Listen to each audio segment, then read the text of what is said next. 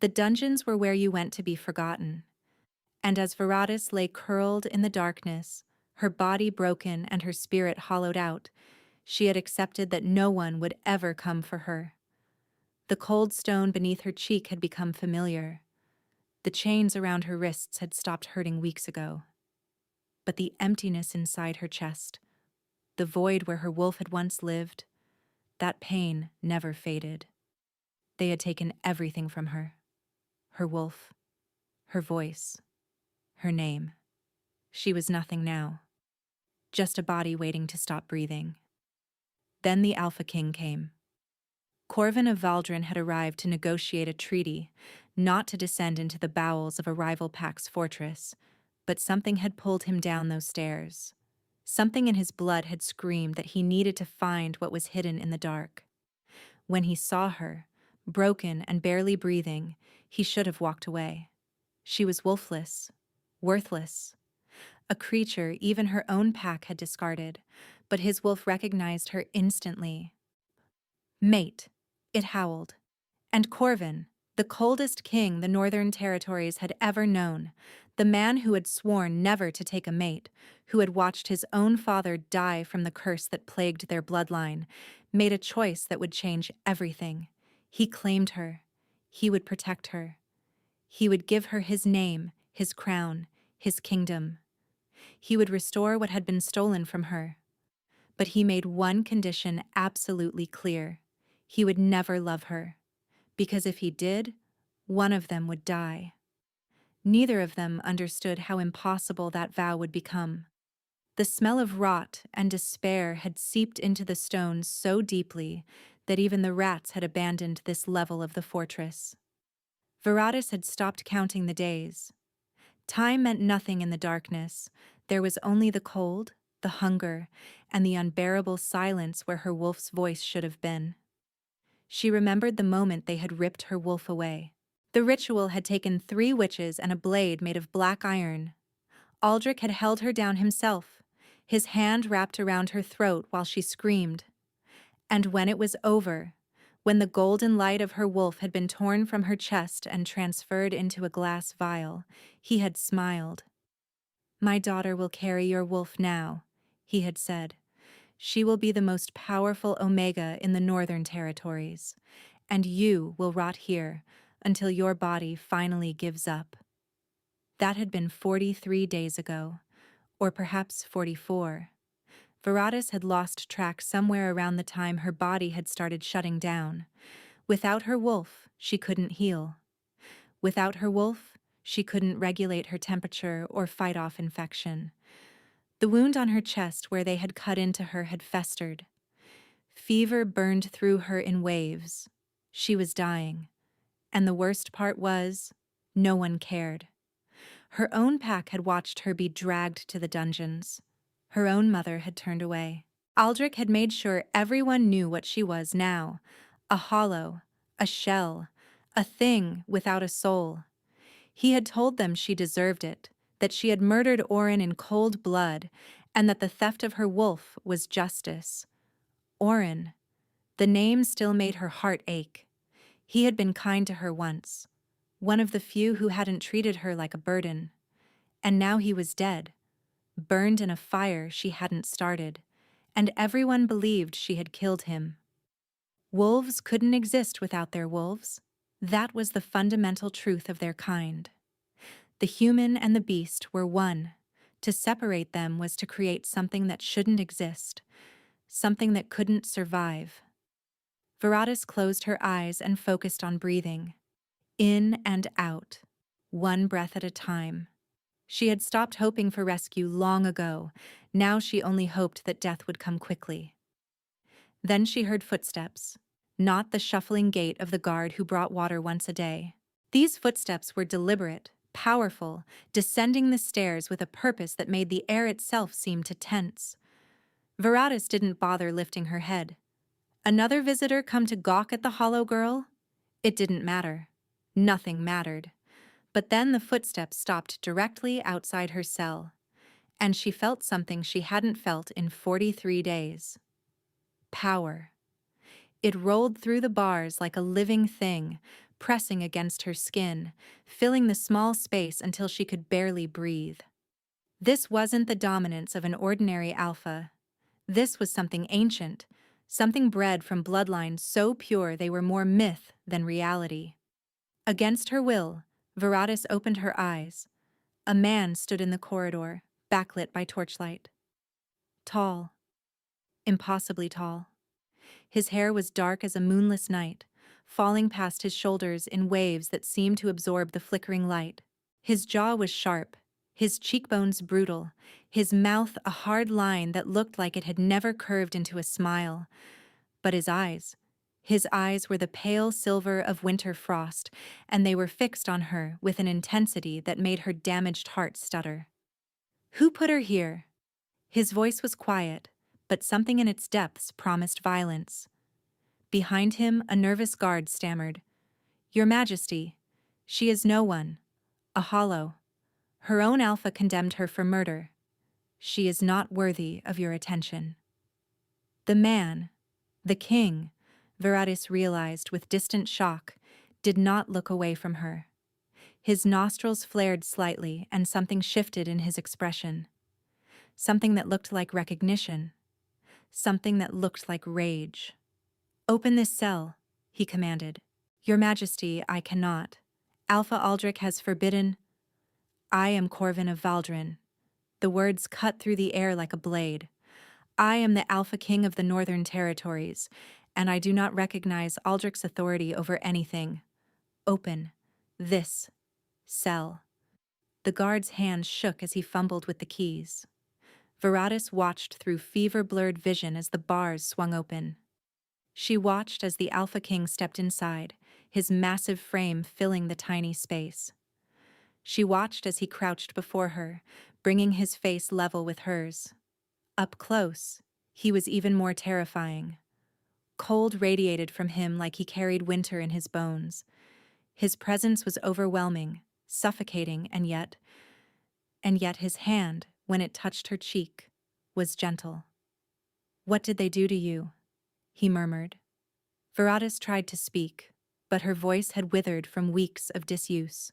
She could only stare at him, this impossible king who had descended into the darkness to find her. His thumb traced the edge of her jaw. His silver eyes roamed her face, cataloging every bruise, every hollow, and every sign of her deterioration. And then his gaze dropped to her chest, to the bandaged wound that marked where her wolf had been torn away. His entire body went rigid. "They took your wolf," he said, and now his voice was ice and fury combined. "They severed your bond." Veradis managed a tiny nod. For a long moment, the Alpha King didn't move. He simply stared at the evidence of what had been done to her. And the temperature in the cell dropped so sharply that her breath fogged in the air. Then he looked up, and she saw something in his eyes that she didn't understand. "Mine," he breathed. Before Veradis could process the word, he had gathered her into his arms. She was too weak to resist, too confused to comprehend. He lifted her as if she weighed nothing, cradling her against his chest despite the filth and blood that covered her. "Your Majesty." The guard had gone pale. "You cannot simply take her. She belongs to Alpha Aldrich. The treaty negotiations—" "The negotiations are over." Corvin's voice echoed through the dungeon, cold and final. "Tell Aldrich that I am taking what is mine. Tell him that if he wishes to challenge me for her, I will be waiting." He carried her up the stairs, through corridors that grew warmer and brighter with each step. Servants gasped and scattered. Warriors stopped and stared. But no one dared block the path of the Alpha King. When they emerged into the great hall, Aldrich was already waiting. He stood near the massive fireplace, surrounded by his council, his expression a mask of barely contained fury. Beside him stood a young woman with golden hair and bright amber eyes, eyes that should have been dark brown, eyes that now held the glow of a wolf that didn't belong to her. Veradis saw her sister Meis wearing her wolf, and something inside her shattered. "Corvin." Aldrich's voice was carefully controlled. "I see you found my prisoner. I apologize that you had to witness our internal matters. If you return her to me, we can continue discussing the trade agreements. The Alpha King stopped in the center of the hall. Every eye was on him, on the dying, hollow woman in his arms. This woman, Corvin said, his voice carrying to every corner, is my mate. The silence that followed was absolute. Veradis felt the words hit her like a physical blow. Mate? That was impossible. She had no wolf. She couldn't be anyone's mate. The bond required two wolves to recognize each other. And she was empty. She was nothing. She was... You're mistaken, Aldrich said through gritted teeth. She has no wolf. She cannot bond. Whatever you think you sensed, I know what I sensed. Corvin's arms tightened around her. And I know what you stole from her. I can see it in your daughter's eyes right now. Meis flinched, her hand flying to her chest. That wolf belongs to this woman, Corvin continued, which means your daughter is carrying stolen property, which means your entire pack has committed a crime against my mate. He smiled, and it was the coldest expression Veradis had ever seen. The treaty negotiations are indeed over, Aldrich, but not in the way you hoped. He turned to face the assembled crowd, holding Veradis up for all to see.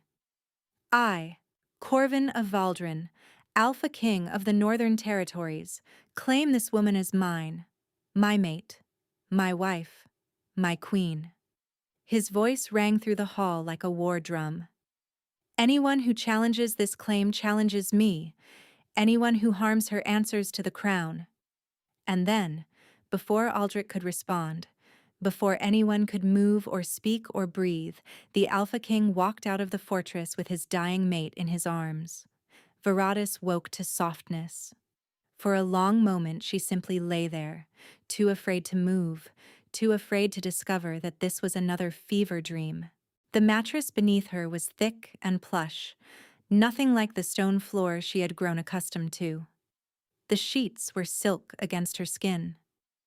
The air smelled of lavender and cedar instead of rot and despair. Slowly, carefully, she opened her eyes. The room was enormous. Vaulted ceilings arched overhead, painted with scenes of wolves running beneath a silver moon. Tall windows lined one wall, their curtains drawn back to reveal a gray sky heavy with approaching snow. A fire crackled in a hearth large enough to stand in, filling the space with warmth. She was clean, she realized. Someone had bathed her, dressed her in a soft nightgown, tended to the wound on her chest.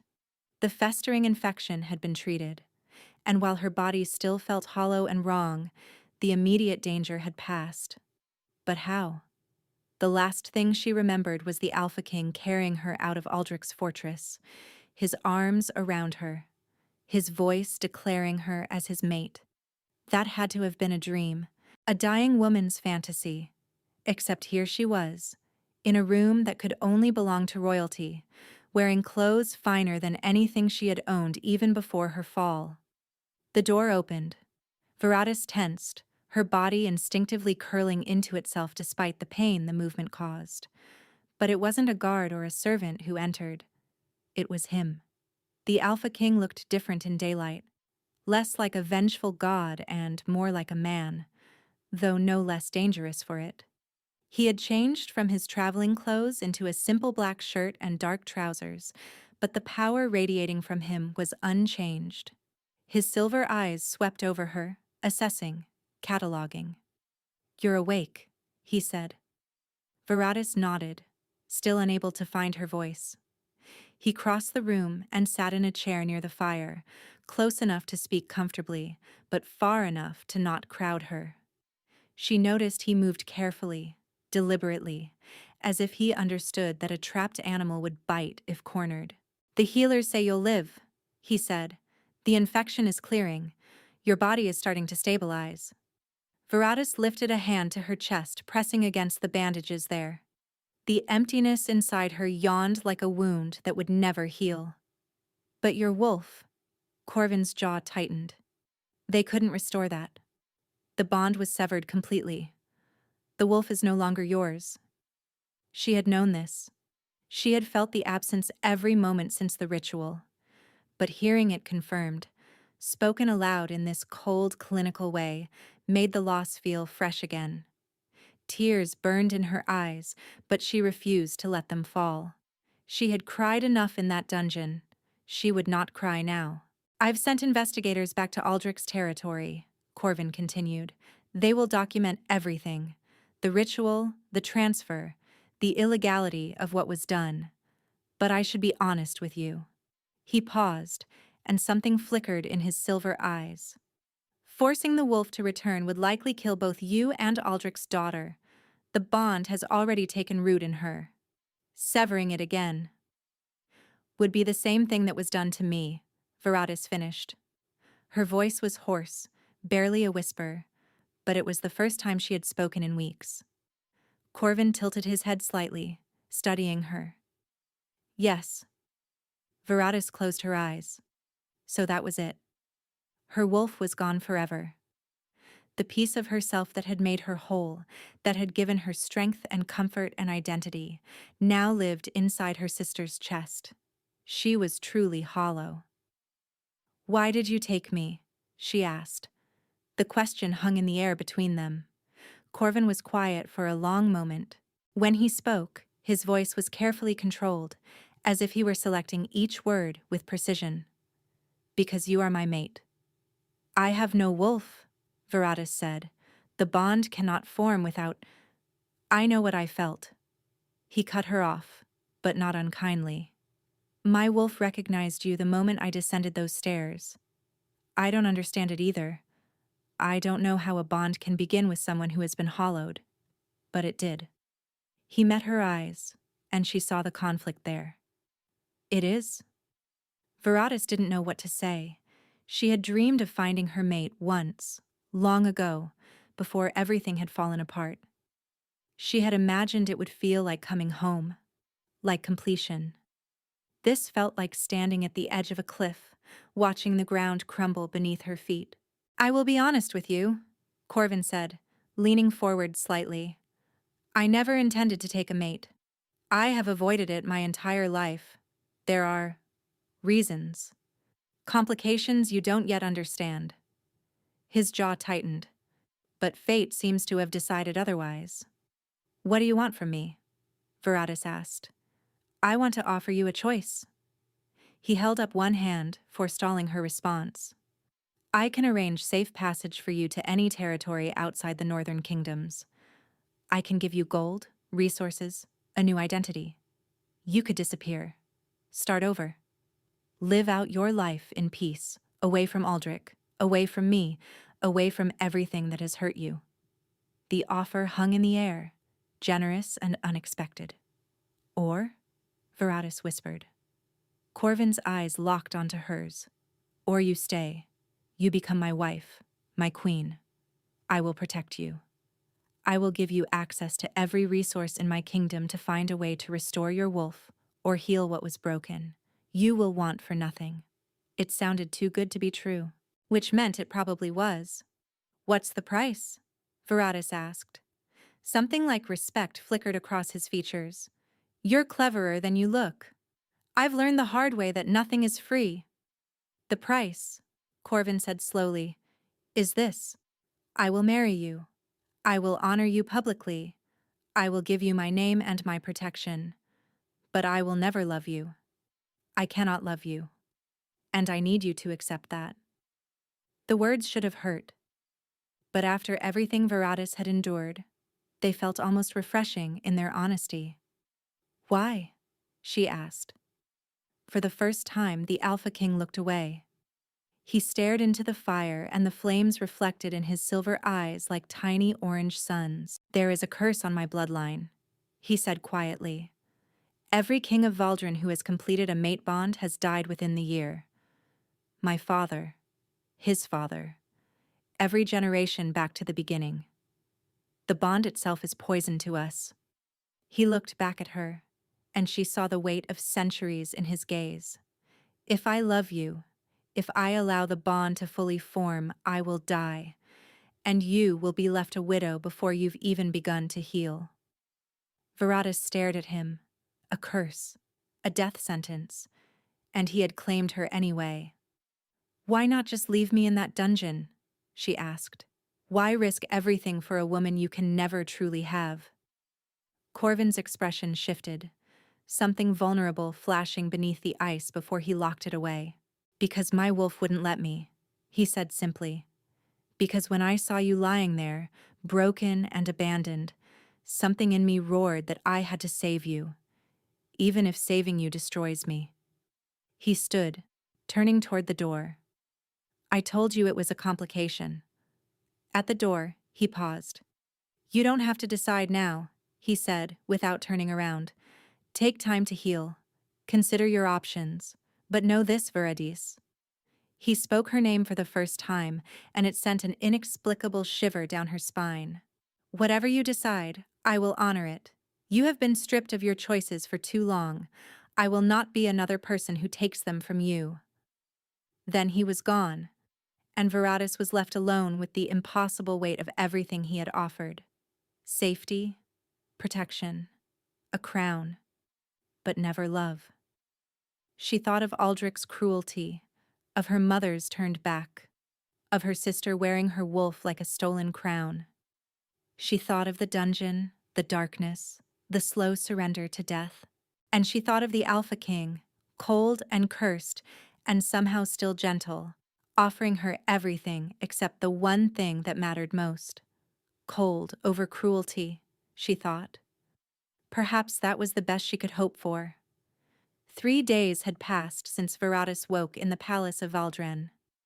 3 days of healing, of eating meals richer than anything she had tasted in years, of being tended by servants whose hands were careful and whose eyes held no contempt. 3 days of luxury so foreign that she kept expecting to wake up back in the dungeon. But every morning she opened her eyes to silk sheets and crackling fires and the knowledge that she was safe. Or as safe as anyone could be in the den of the Alpha King. Today was different. Today, there would be a formal ceremony, the signing of the marriage contract, witnessed by members of the court and, more disturbingly, representatives from Aldrich's pack. Corvin had explained that tradition demanded it. A mating claim made in enemy territory had to be formalized within 7 days, or it could be legally challenged. Veradis stood before a mirror in her chambers, staring at a woman she barely recognized. The servants had dressed her in a gown of deep midnight blue, the color of the Valdron royal house. Silver embroidery traced patterns of wolves and moons along the bodice, and her dark hair had been swept up and secured with pins that glittered like stars. She looked like a queen. She felt like a fraud. "You look beautiful," a soft voice said from the doorway. Veradis turned to find an elderly woman watching her with knowing eyes. She was small and weathered, with silver hair braided down her back, and hands that bore the calluses of someone who had worked their entire life. "I am Nathara," the woman said, stepping inside and closing the door behind her. "The king's household manager. I've served 3 generations of Valdron kings." She moved closer, studying Veradis with an intensity that made her want to fidget. "You're not what I expected." "What did you expect?" Veradis asked. "Someone harder." Nathara circled her slowly, adjusting a fold of fabric here, smoothing a strand of hair there. "Someone who had survived what you have would usually have walls higher than the castles. But you—" She paused in front of Veradis, meeting her eyes. "You still have softness in you. Guard that carefully, child. Not everyone in this court will appreciate it." Before Veradis could respond, the door opened again, and a guard announced that the king was ready for her. The walk to the great hall felt endless. Servants lined the corridors, bowing as she passed. Nobles gathered in clusters, their whispers following her like shadows. She heard fragments of their conversations, hollow, wolfless. How can she be queen? And forced herself to keep walking. The great hall of Valdron was nothing like Aldrich's fortress. Where his had been dark and oppressive, This space soared with light. Massive windows lined the walls, their glass etched with ancient symbols.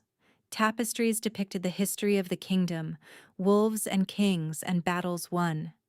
And at the far end, on a raised dais, stood the Alpha King. Corvin wore black, as he always seemed to. But today, his clothing bore silver embroidery that matched her own, a subtle statement of unity. His dark hair was pulled back from his face, emphasizing the sharp angles of his features and the coldness of his eyes. Those eyes found her the moment she entered. Veradis felt the weight of his gaze like a physical touch as she walked down the center aisle. The assembled nobles parted before her, their faces a mix of curiosity, contempt, and calculation. She kept her chin high and her expression neutral, even as her heart pounded against her ribs. She would not give them the satisfaction of seeing her fear. At the base of the dais, she stopped and curtsied. "Rise," Corvin said, extending his hand. She took it, and despite everything, she still marveled at the coldness of his skin. It was like touching winter itself. He guided her up the steps to stand beside him, and together they turned to face the crowd. A man in ceremonial robes stepped forward, the kingdom's official witness, Veradis assumed. He carried a scroll that had to be the marriage contract. "We are gathered to witness the formal bonding of Corvin of Valdron, Alpha King of the Northern Territories, and Veradis of—" The man hesitated, clearly uncertain how to identify her. "Simply Veradis," Corvin said smoothly. "She has renounced her former pack." A murmur rippled through the crowd. To renounce one's pack was a significant act, usually reserved for those who had been deeply wronged. The ceremony continued. The witness read the terms of the contract. Protection, provision, heirs, all the expected components. Veradis listened carefully, but one clause in particular made her heart stutter. "The Queen shall receive full authority to pursue the restoration of her stolen birthright," the witness read, "with all resources of the crown at her disposal." Veradis looked at Corvin sharply. He hadn't mentioned this. His expression remained neutral, but she caught the slightest softening around his eyes. A gift, she realized. He was giving her official backing to try to reclaim her wolf. "Is this agreeable?" the witness asked. "Yes," Veradis said, her voice stronger than she expected. "It is agreeable." Corvin's hand tightened briefly around hers, a gesture so small that no one else would have noticed. The signing itself was simple.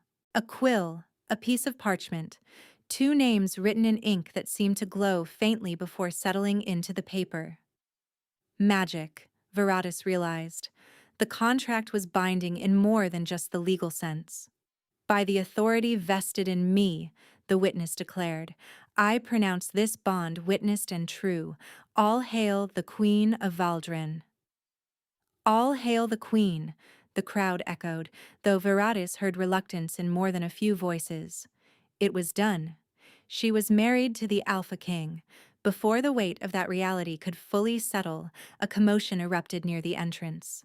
The crowd parted, and Veradis felt her stomach drop as she recognized the figures striding toward the dais. Aldrich, her former alpha, walked with the arrogance of someone who believed himself untouchable.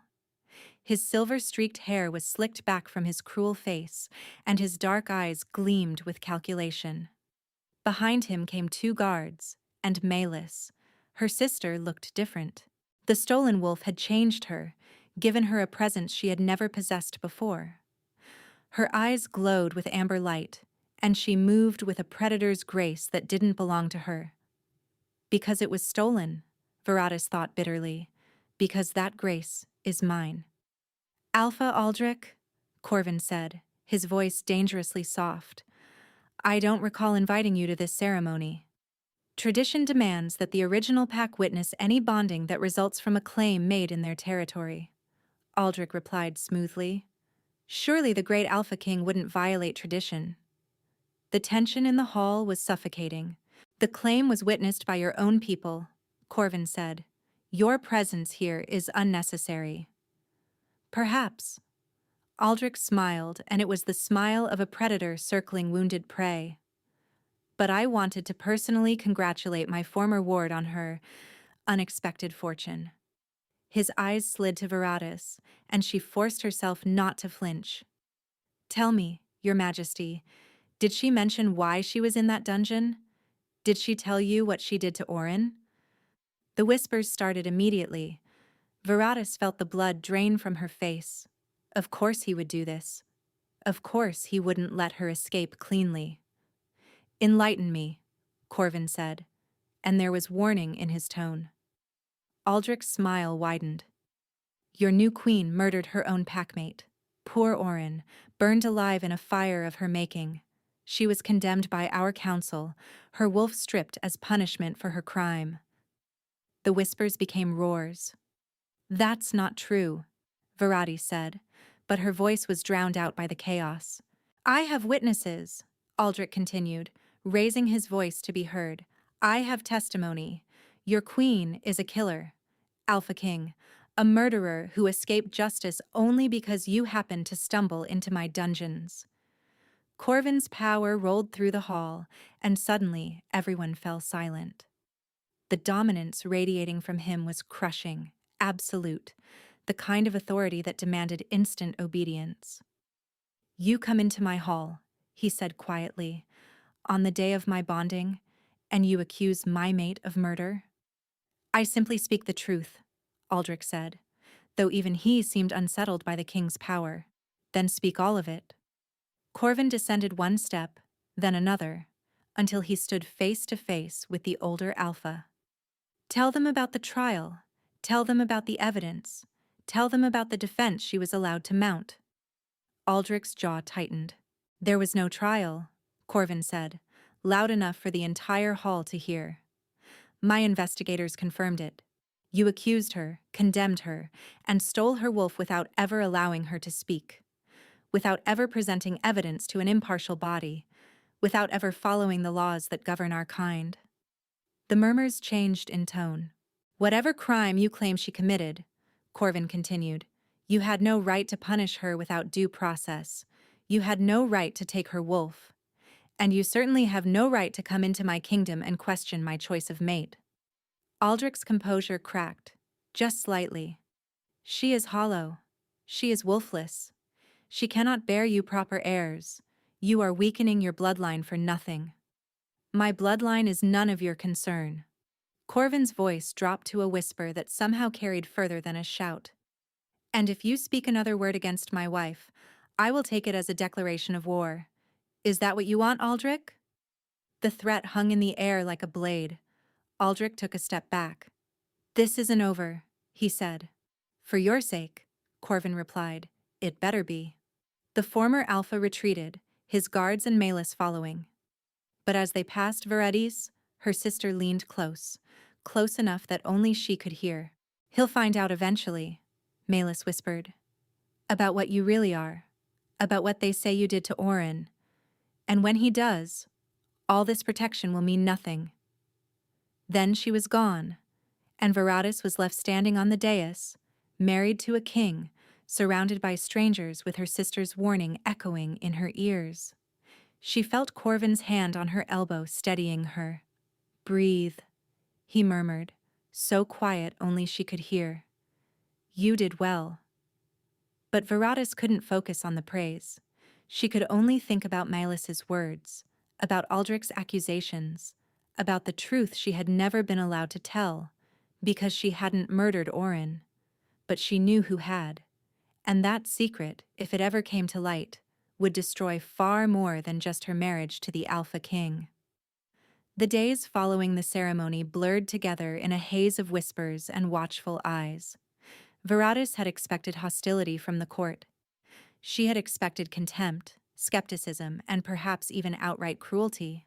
What she hadn't expected was the suffocating weight of constant observation. Every step she took was noted. Every word she spoke was analyzed. Every meal she ate, every corridor she walked, every moment she spent in the gardens, all of it was fodder for gossip. The Hollow Queen, they called her when they thought she couldn't hear. The Wolfless Bride. A shell pretending to be royalty. Veradis endured it in silence. She had survived worse. A few sharp tongues couldn't break someone who had already been shattered and pieced back together in a dungeon's darkness. But the emptiness inside her was growing harder to ignore.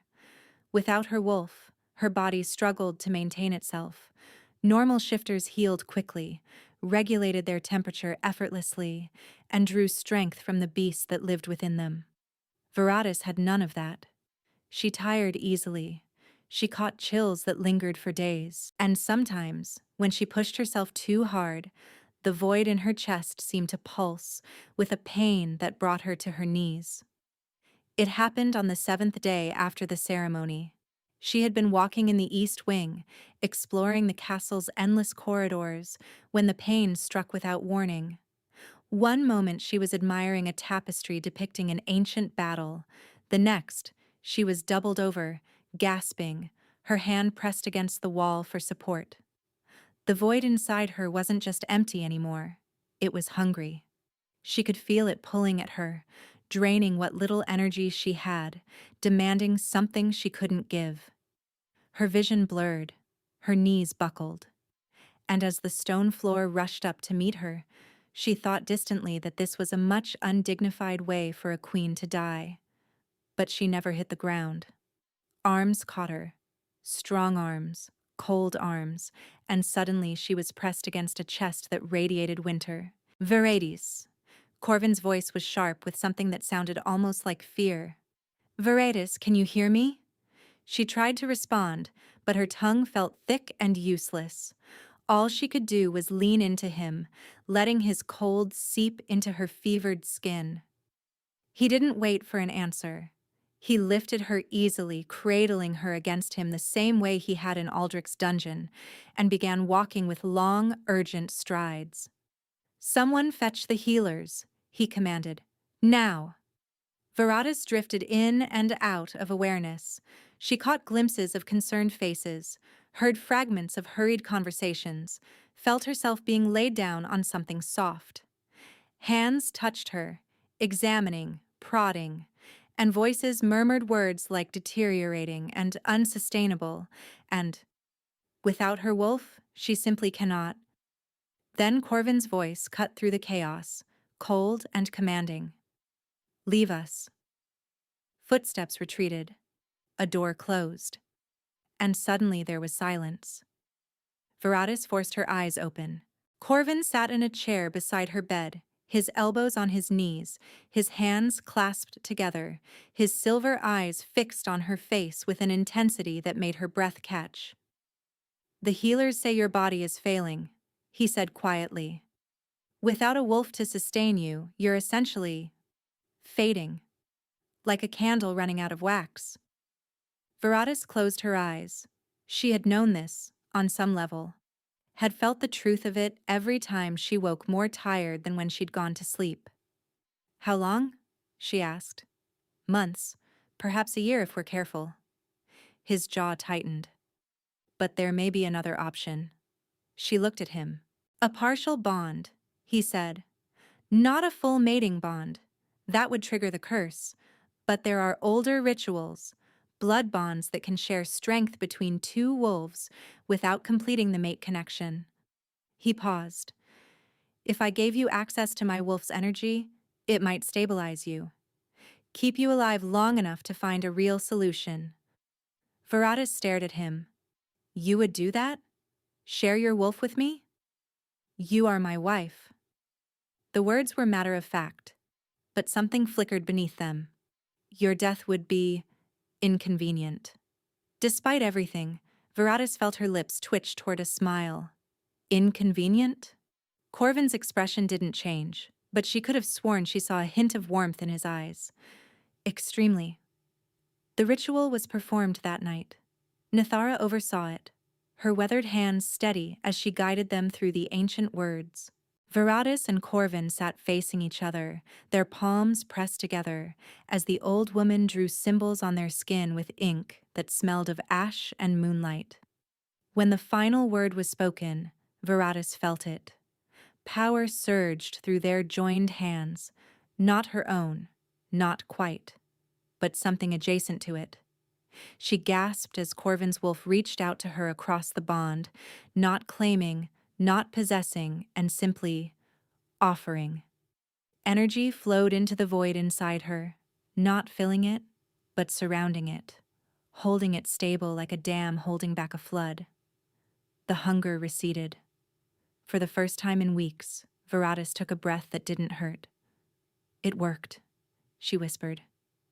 Corvin's hands were still pressed against hers. His skin was cold, as always, but now she could feel something else beneath it. A pulse of power, a connection that hummed between them like a plucked string. "It worked," he agreed. His voice was rough. They stayed like that for a long moment, hands joined, breathing synchronized, the bond between them thrumming with shared energy. It was the most intimate Veradis had ever felt with another person, and they hadn't even moved. Finally, Corvin pulled back. "You should rest," he said, standing abruptly. "The bond will need time to stabilize."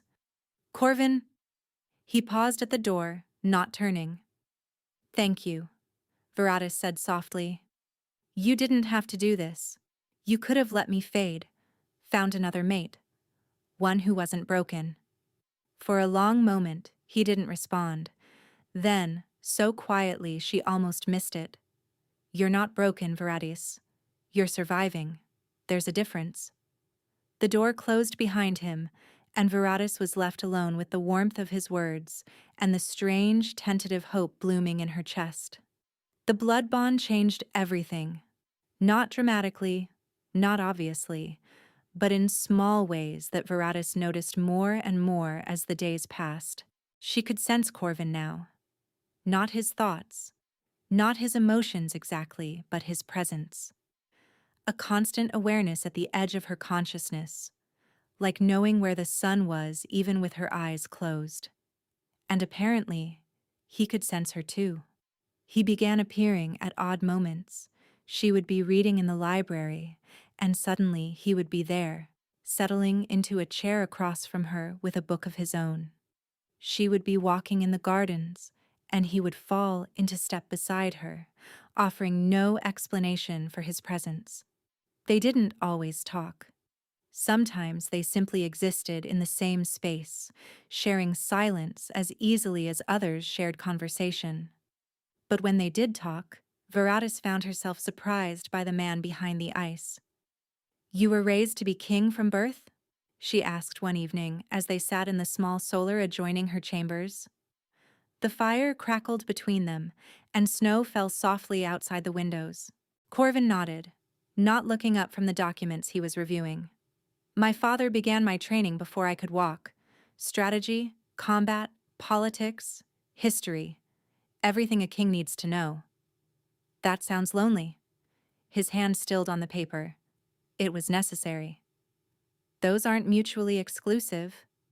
He looked at her then, something unreadable in his silver eyes. "No," he admitted slowly. "I suppose they're not." Veradis studied him in the firelight, the tension he carried in his shoulders, the way his jaw tightened when certain memories surfaced. She wondered how long it had been since anyone had simply sat with him, not as a subject before a king, but as a companion beside a man. "Tell me about your mother," she said gently. The question seemed to catch him off guard. For a moment she thought he wouldn't answer. Then slowly he set down his documents. "She was warm," he said, and the words sounded foreign in his mouth, like a language he had forgotten how to speak. "Even in the coldest winters, she made the castle feel like summer. She would hold me when I was small, and I remember thinking that nothing bad could ever happen as long as she was there." "What happened to her?" "My father died." His voice flattened. "The curse took him within a year of their mating bond completing, and she couldn't survive without him. She tried. For me, she tried. But a wolf who loses their true mate—" He shook his head. "She faded. Just like you were fading. just like the bond demands. Veradis's heart ached. I'm sorry. Don't be. It was a long time ago. But the pain in his eyes said otherwise. The silence that followed was comfortable, familiar in a way that should have taken years to develop.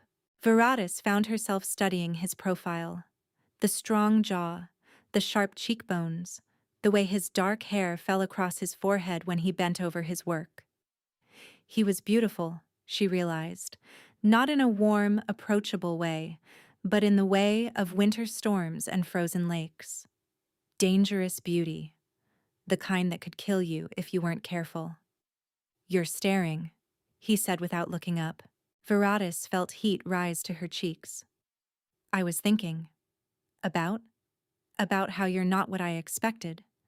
Now he did look up, one eyebrow raised. What did you expect? A monster. The word slipped out before she could stop it. Everyone speaks of the Alpha King with fear. They call you the Frost King, the Winter Wolf, the Heartless. Corvin's voice was flat. Yes, I know my titles. But you're not heartless. Veradis leaned forward, emboldened by the bond humming between them. You saved me. You shared your wolf with me. You defend me against a court that despises me. Those aren't the actions of a heartless man. Corvin set down his papers and looked at her fully. The firelight played across his features, softening the sharp edges, making him look almost vulnerable. I have worked very hard to become heartless, he said quietly. It's safer that way. For everyone. Because of the curse? He nodded. My father loved my mother. Truly, deeply loved her. And when the curse took him, she was left shattered. She never recovered. She died within the year, simply because she couldn't bear to live without him. His jaw tightened. I watched that happen. I was 12 years old and I watched my mother waste away from grief. I swore I would never do that to anyone.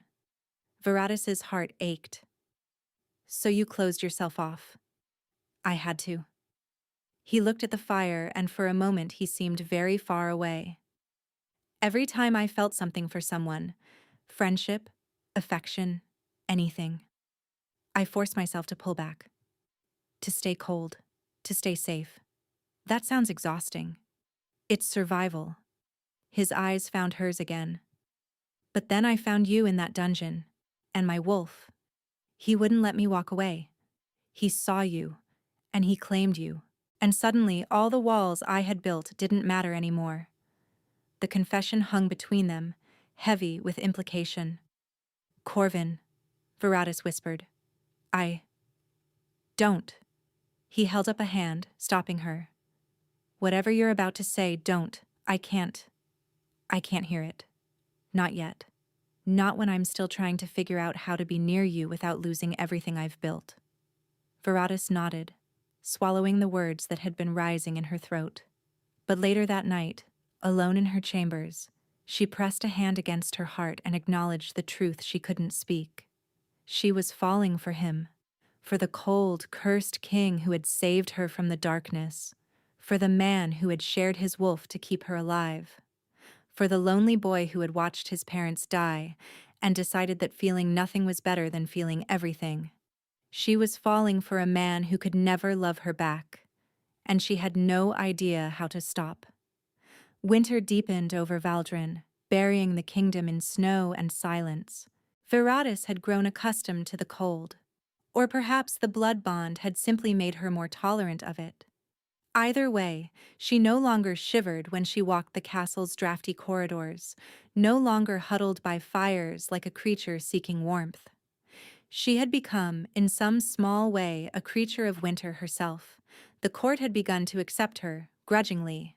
Nithara reported that the whispers were changing, less contempt, more curiosity. The hollow queen who refused to break, the wolfless wife who walked beside the Frost King as if she belonged there. And Corvin. Corvin had become her constant. He visited her chambers every evening now, no longer pretending it was coincidence. They would read together, or talk, or simply sit in comfortable silence while the fire crackled and the snow fell. Sometimes he would reach for her hand, his cold fingers intertwining with hers, and they would stay that way for hours. He never kissed her. He never pushed for more. But the bond between them pulsed with something that felt increasingly like more than just shared energy. One evening, 3 months after the blood bond, Veradis felt something strange. It started as a flicker in her chest, a warmth in the place where the void usually lived. She was sitting with Corvin in the solar, listening to him describe a border dispute with a neighboring territory, when the sensation hit. She gasped, her hand flying to her heart. Veradis? Corvin was on his feet instantly, crossing to her side. What is it? What's wrong? I don't know, she breathed. I felt something. Something. And then it happened again. This time, it wasn't just warmth. It was light. Golden. Familiar. Impossible. It flickered in her chest like a candle flame trying to catch, there and gone in an instant. Corvin's eyes went wide. Your wolf, he whispered. That was your wolf. Veradis shook her head, tears springing to her eyes. That's impossible. She was taken. She was transferred to Meis. She can't. I felt it through the bond. Corvin gripped her shoulders, his silver eyes blazing. Veradis, something just stirred inside you. Something that felt like a wolf. For a long moment, neither of them spoke. Then Veradis laughed, a broken, disbelieving sound. Maybe the healers were wrong. Maybe the bond wasn't as complete as they thought. Maybe some piece of her stayed with me, buried so deep that... We need to find out. Corvin's voice was fierce. We need to understand what this means. If there's a chance to restore you, to bring your wolf back, Corvin. She placed her hand over his. Even if some fragment remains, that doesn't mean she can be restored. The bond was severed. The transfer was complete. Whatever flickered just now might be nothing more than an echo. Then we'll find a way to make the echo louder. He pulled her into his arms suddenly, holding her against his chest. His body was cold, as always, but his embrace was fierce. I won't let you fade, Veradis. I won't let them win. She melted into him, pressing her face against his shoulder, breathing in the winter scent of him. Why do you care so much? She murmured. She felt him tense. For a long moment, he didn't answer. Then, so quietly she almost missed it. I don't know. I only know that I do. They stood like that for a long time, wrapped in each other, the fire crackling and the snow falling and the impossible hope flickering between them. 2 weeks later, Veradis discovered she was pregnant. She had suspected for days, the nausea, the exhaustion, and the strange way her body seemed to be changing. But she hadn't dared to believe it until the healer confirmed it. Her weathered face creased with wonder. A child, the woman said. Despite everything, you've conceived a child. Veradis sat in stunned silence. A child, a life growing inside her. A piece of Corvin and a piece of herself, combined into something new. But she was wolfless. How could she carry a shifter child without a wolf to support the pregnancy? How could she give birth to a baby who would have a beast inside them when she had none? The blood bond, the healer said, as if reading her thoughts. The king's wolf is sustaining you both. The child will be strong, healthy. She paused. But the pregnancy will drain you more than a normal one would. You'll need rest, care. The king's continued support through the bond. Veradis nodded numbly. That evening, when Corvin arrived at her chambers, she didn't know how to tell him. He seemed to sense something was different. His silver eyes swept over her, cataloging every detail, and a crease formed between his brows. What is it? He asked. Veradis took a breath. I'm pregnant. The words hung in the air between them. Corvin went completely still. For a long, terrible moment his face showed nothing at all, that perfect icy mask he wore so well. Then the mask cracked. joy. That was what she saw flooding his features. Pure, unguarded joy, the kind she had never expected to see on his face. He crossed the room in 2 strides and fell to his knees before her, his hands reaching for her stomach with something like reverence. "A child," he breathed. "Our child." Tears spilled down Veradis's cheeks. "You're not angry? Angry?" He looked up at her, genuinely confused. "Why would I be angry?" "Because this wasn't supposed to happen. Because you never wanted—" "I never wanted to love," he corrected gently. "But a child. Veradis. I've dreamed of having a family. I just never believed I could have one. Not with the curse. Not with everything."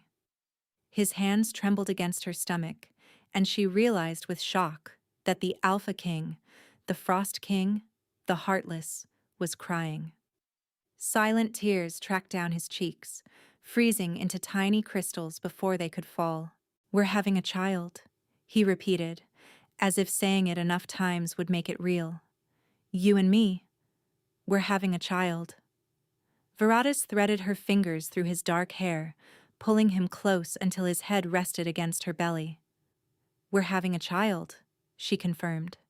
And for one perfect moment, surrounded by warmth and wonder and impossible hope, Veradis let herself believe that everything might be all right.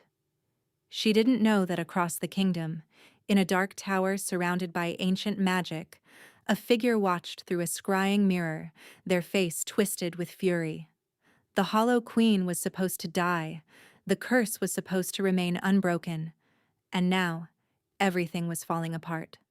The pregnancy changed everything between them. Where Corvin had once been careful to maintain distance, he now hovered. He appeared at her chambers every morning to escort her to breakfast. He insisted she rest during the afternoons, often sitting beside her while she slept, his cold hand resting protectively over her growing belly. He dismissed any council meeting that ran too long, citing his duty to his queen. The court noticed. The whispers shifted again. "He's obsessed with her," they murmured. "The Frost King, brought low by a hollow woman. Perhaps she's bewitched him. Perhaps he's simply lost his mind." Veradis ignored them. She had more important things to worry about, like the strange flickering that continued in her chest. It happened more frequently now, always when Corvin was near. The golden warmth would pulse inside her, stronger each time, as if something dormant was slowly waking. The healers couldn't explain it.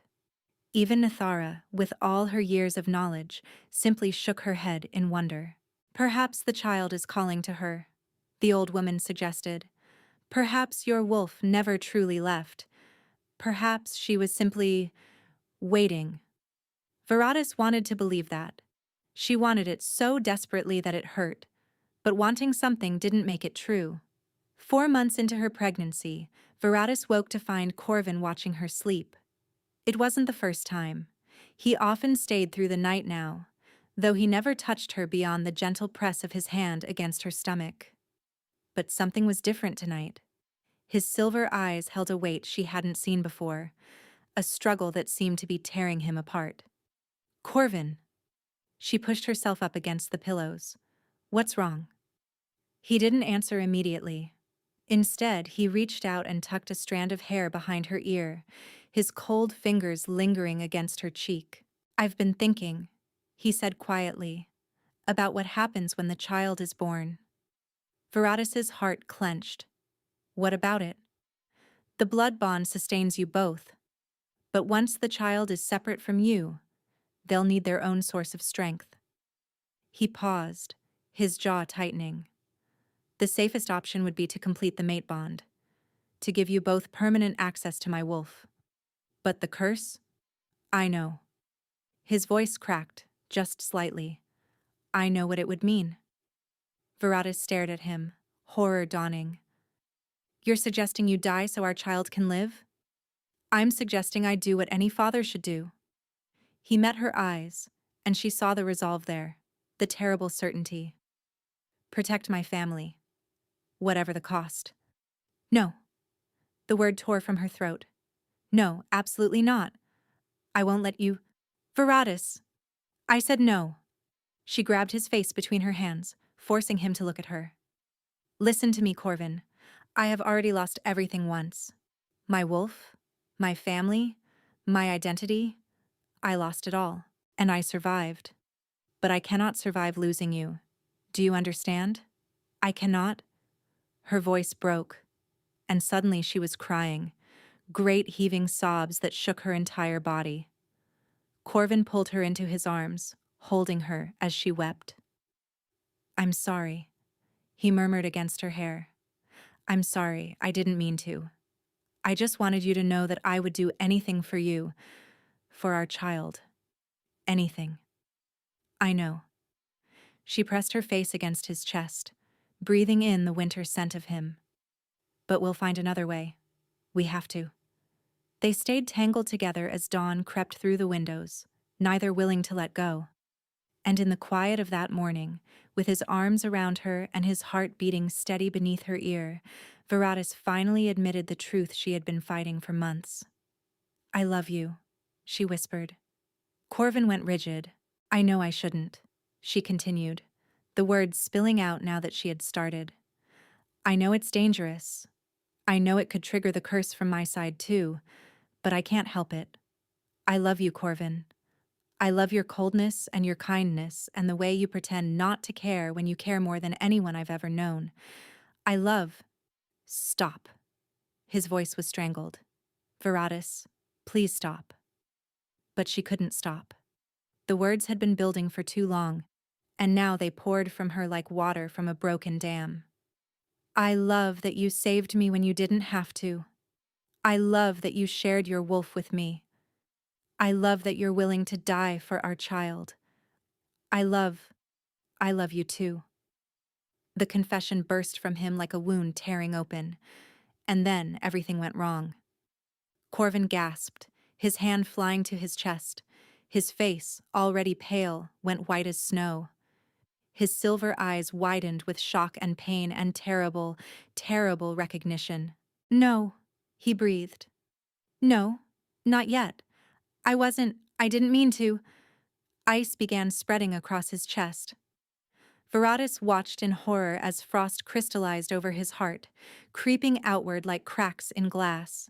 His skin turned translucent, his veins visible beneath the surface, pulsing with a cold blue light. Corvin! She grabbed him as he swayed, lowering him to the bed. No, please, no. The curse, he managed, his voice already fading. It's activated, I said. I said the words. And now, stay with me. Tears streamed down her face. Please, stay with me. We'll find a way. We'll break the curse. Just stay with me.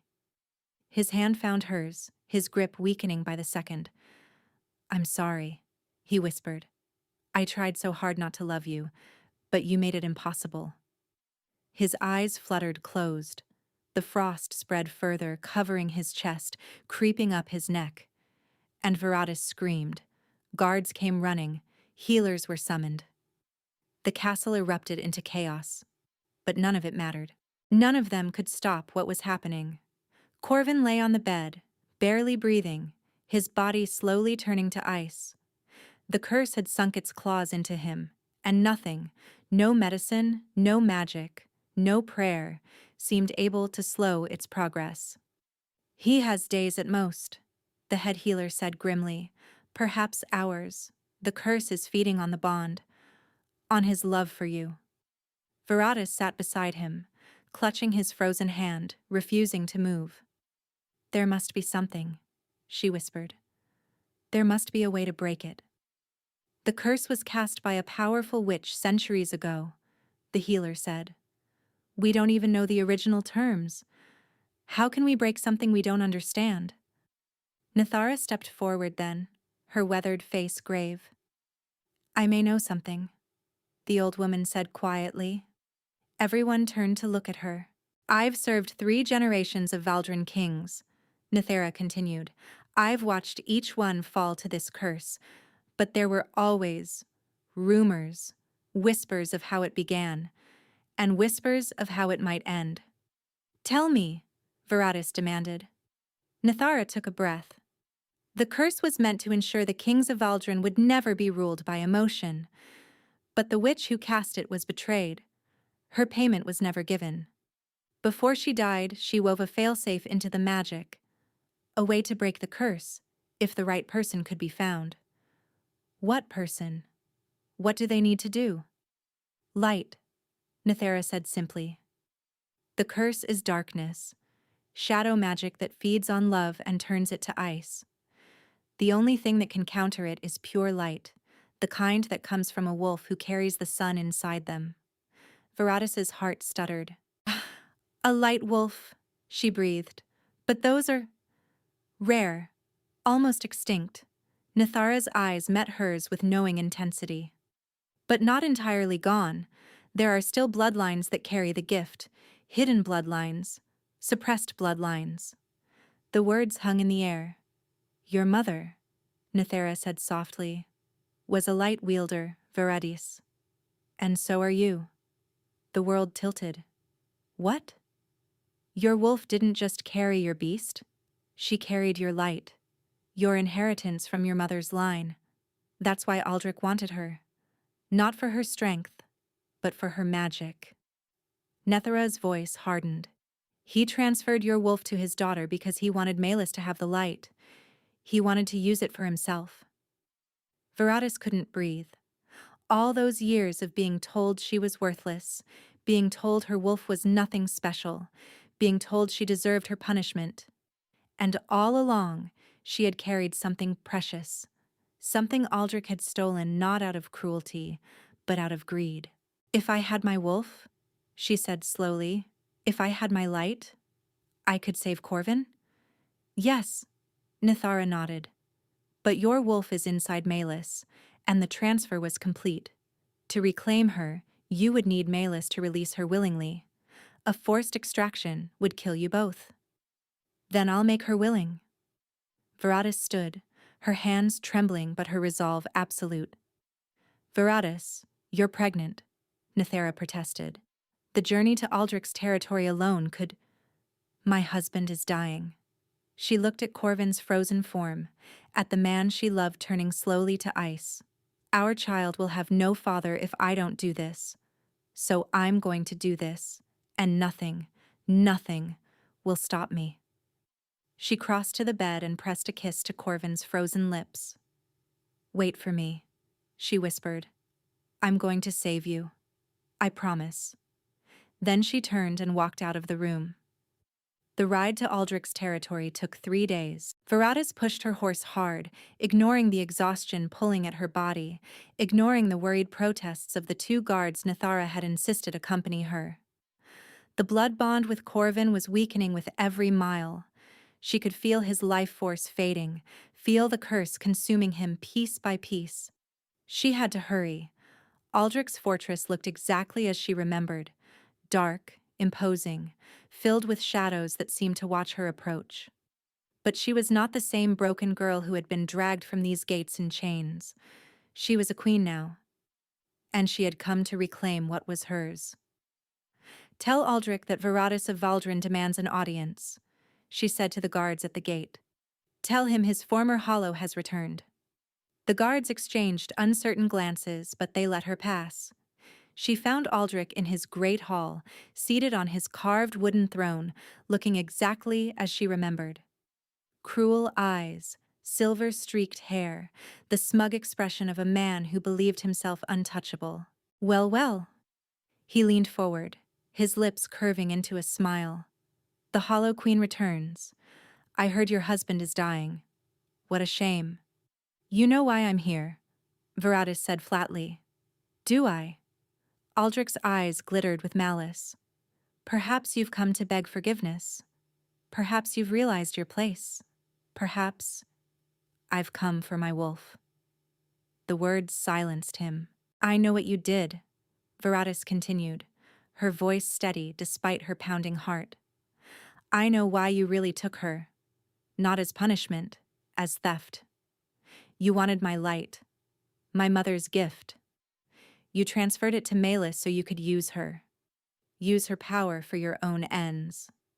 Aldrich's expression flickered. You don't know what you're talking about. I know everything. She stepped closer, drawing on every ounce of courage she possessed. I know you killed Oren when he discovered your plan. I know you framed me for his death to justify the transfer. I know you destroyed my life to cover your own crimes. Lies, Aldrich snarled, rising from his throne. Desperate lies from a desperate woman. Then explain this. A new voice echoed through the hall. Veradis turned to see Meis standing in the doorway, her face pale, her amber eyes, Veradis's wolf's eyes, wide with shock. I was listening, Meis said, her voice shaking. I heard everything. Father, is it true? Did you kill Oren? Did you frame Veradis? Aldrich's face contorted with rage. Meis, this doesn't concern you. It concerns me more than anyone. Meis stepped into the hall, her hands clenched at her sides. I'm carrying her wolf. I've been carrying stolen property inside my chest for years. Tears spilled down her cheeks. All this time, I thought she was a murderer. I thought she deserved what happened. But you lied to me. You used me. I did what was necessary, Aldrich snapped. Your mother was weak. Your sister was pathetic. Someone had to make our family strong. By stealing. By murdering. Meis shook her head. No, I won't be part of this anymore. She crossed the hall and stopped before Veradis. I'm sorry, she whispered. For everything I said. Everything I believed. I was wrong. Veradis looked at her sister, this woman she had hated for so long, and saw the genuine remorse in her eyes. I need my wolf back, Veradis said quietly. My husband is dying. Only my light can save him. Will you help me? Meis closed her eyes. When she opened them, they were filled with determination. Yes, she said. I'll give her back. The ritual to return a wolf was far more dangerous than the one that had stolen her. Nithara had sent instructions with Veradis, ancient words, precise movements, requirements that could not be deviated from. The transfer had to be willing from both parties. It had to be performed under moonlight, and it had to be witnessed by someone with magical blood. Fortunately, Aldrich's own mother had been a witch, which meant Aldrich himself carried enough magic to serve as witness, whether he wanted to or not. You can't do this, he snarled, straining against the guards who held him. After Meis's betrayal, his own men had turned on him, disgusted by the truth of what their alpha had done. You can't take what's rightfully mine.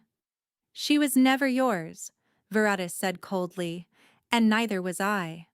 The moon rose over the courtyard, silver light spilling across the stones. Veradis and Meis knelt facing each other, their hands clasped. The guards had formed a circle around them, torches flickering in the winter wind.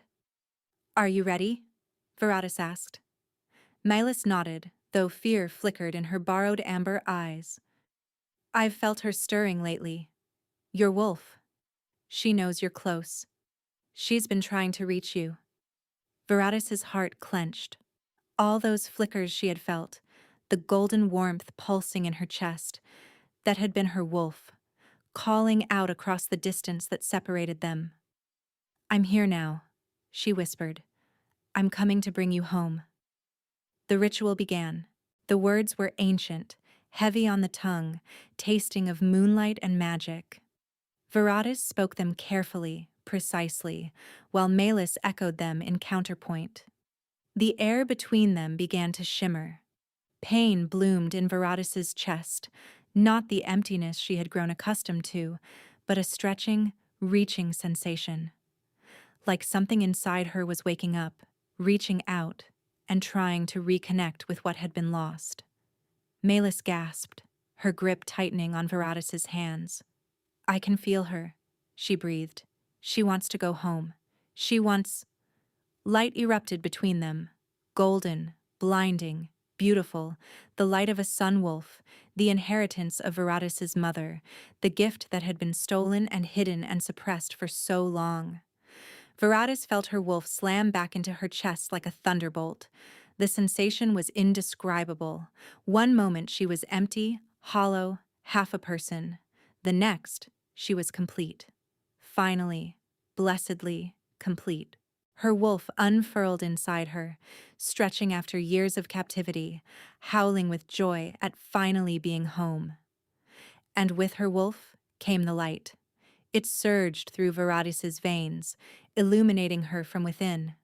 She could feel it burning beneath her skin, blazing in her eyes, radiating from every pore, not destructive like fire, but purifying, healing, the light of dawn breaking after an endless night. When the glow faded, Veradis knelt in the courtyard, tears streaming down her face, her wolf singing inside her for the first time in years. She was whole again. Meis slumped forward, exhausted but unharmed. Her eyes had returned to their natural brown, and though she looked diminished somehow, she was breathing, alive, free of stolen property. "Thank you," Veradis whispered.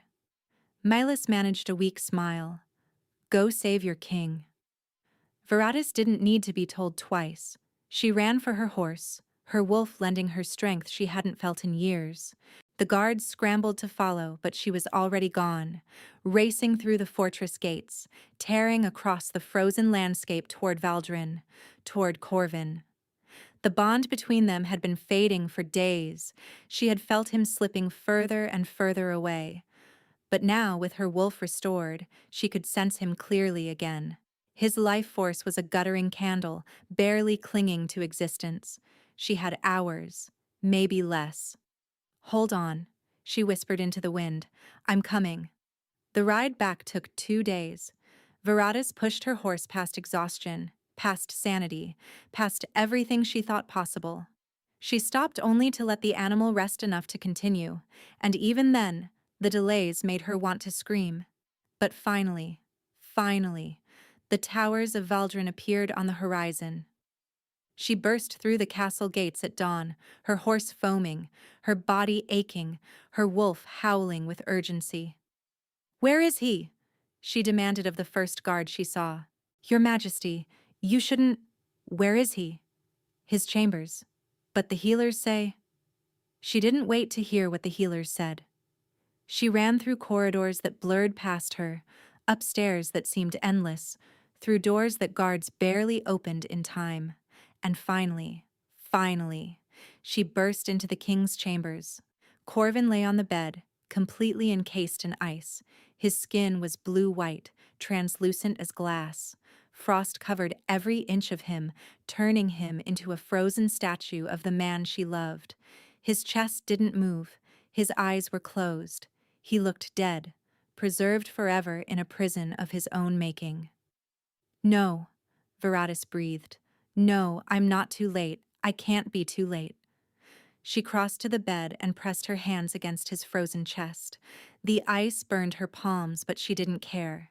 She closed her eyes and reached for her wolf, for the light that blazed inside her, for the power that had been stolen and suppressed, and finally returned. "Wake up," she commanded. "Corvin, wake up. I didn't come all this way to lose you." The light answered. It surged from her hands in waves of golden radiance, pouring into Corvin's frozen body, attacking the darkness of the curse with everything she had. She could feel the shadow magic fighting back, clinging to him, and refusing to release its prey. But Veradis was stronger. She was a light wielder, daughter of a line that had carried the sun for generations. She was a queen who had crawled out of darkness and refused to break. She was a mother protecting her child's father, a wife saving her husband, a woman who had lost everything and still found the strength to hope. She was not going to lose him. "Wake up!" she screamed, pouring more light into him, more and more until her own body began to burn with the effort. The ice cracked. A single fissure appeared across his chest, then another, then another. The frost began to melt, running off his skin like water, evaporating into steam as her light touched it. And then, impossibly, beautifully, wonderfully. Corvin's eyes opened. Silver met gold. Corvin's eyes, unfrozen, alive, filled with wonder, stared up at Veradis as the last of the ice melted away. "You're glowing," he whispered, his voice hoarse from disuse. Veradis laughed, a broken, joyful sound that was half sob. "I got my wolf back. I got my light. I saved you. You saved me."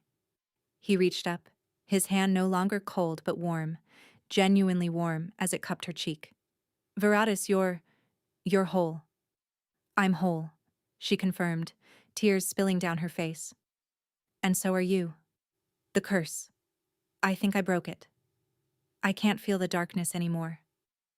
Corvin sat up slowly, testing his body, marveling at the warmth flowing through him. He pressed a hand to his chest, to the place where the curse had festered for so long. "It's gone," he breathed. "The shadow that lived inside me since I was born. It's completely gone." Veradis threw her arms around him, holding him as tight as she dared. "I was so scared," she whispered. "When I felt you fading, when I thought I might be too late." "You weren't." He held her just as tightly. "You came for me. You fought for me." He pulled back just enough to look at her face, and his expression was filled with something she had never seen there before. Warmth. Not the cold indifference he had cultivated for so long, not the careful control he had used to keep everyone at a distance. This was genuine, unguarded warmth, the kind that came from a heart finally free to feel. "I love you," he said. "I can say it now without fear. I love you, Veradis. I love your strength and your courage and the way you refused to let me die. I love that you came back from the edge of death yourself and still found the will to save me. I love." She kissed him. It was their first real kiss, not a brush of lips against knuckles, not a gentle press of cold mouths in the darkness. This was heat and light, and the release of everything they had been holding back. When they finally broke apart, both breathless, Corvin rested his forehead against hers. "The baby," he said suddenly, his hand flying to her stomach. "Is the baby fine?" Veradis placed her hand over his. "Strong. I can feel her now. My wolf is supporting her the way yours was before." "Her?" Veradis smiled. "A daughter. I'm certain of it." Corvin's eyes glistened. "A daughter. A princess of Valdron." "Who will never know the curse," Veradis added. "Your bloodline is free, Corvin. Our children, our grandchildren, none of them will ever suffer the way you did." He pulled her close again, holding her as if he would never let go. "How did you do it?" he asked. "How did you get your wolf back?" So Veradis told him everything. She told him about Nathara's revelation, about her mother being a light wielder, about Aldrich stealing her wolf for its magic. She told him about confronting her former alpha, about Milas's change of heart, about the ritual under the moonlight. She told him about the desperate ride back to Valdron, about pouring her light into him until the curse shattered. By the time she finished, Corvin's expression had shifted from wonder to cold fury. "Aldrich," he said, "he's responsible for all of it. The murder, the framing, the theft." "His own guards turned on him," Veradis said. "Meis exposed everything. He's being held prisoner in his own dungeons, waiting for judgment." "Judgment will come." Corvin's voice was iron. "He will answer for what he did to you, to us, to our family." "I know." Veradis took his hand. "But right now, I don't want to think about him. I just want to be here, with you, alive and whole and together." The hardness in Corvin's face softened. "Together," he repeated. "Together." 3 months later, spring came to Valdron. The snow melted, revealing green beneath, grass and flowers and new life pushing through the frozen ground. The kingdom celebrated their queen's miraculous recovery, their king's impossible survival, and the approaching birth of the royal heir. Aldrich's trial had been held in the Great Hall, witnessed by representatives from every pack in the Northern Territories. The evidence against him was overwhelming. Meis's testimony, the guards who had heard his confession, the ancient records that proved his mother's witchblood and his own magical capability. He was found guilty of murder, theft, conspiracy, and crimes against a royal mate. The sentence was death. Veradis didn't attend the execution. She had no desire to watch the man who had tormented her die.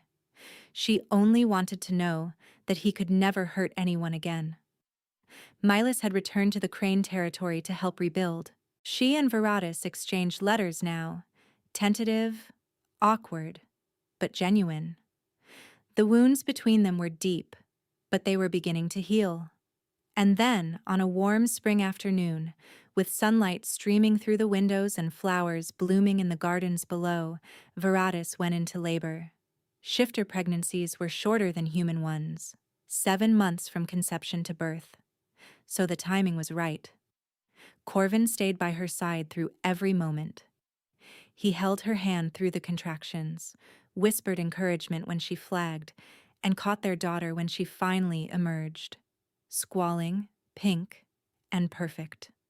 "She's beautiful," he breathed, staring down at the tiny face. "Veradis, she's absolutely beautiful." He placed the baby in Veradis's arms, and she looked down at her daughter for the first time. The child had her father's dark hair and her mother's golden eyes, the eyes of a light wolf, unmistakable and bright.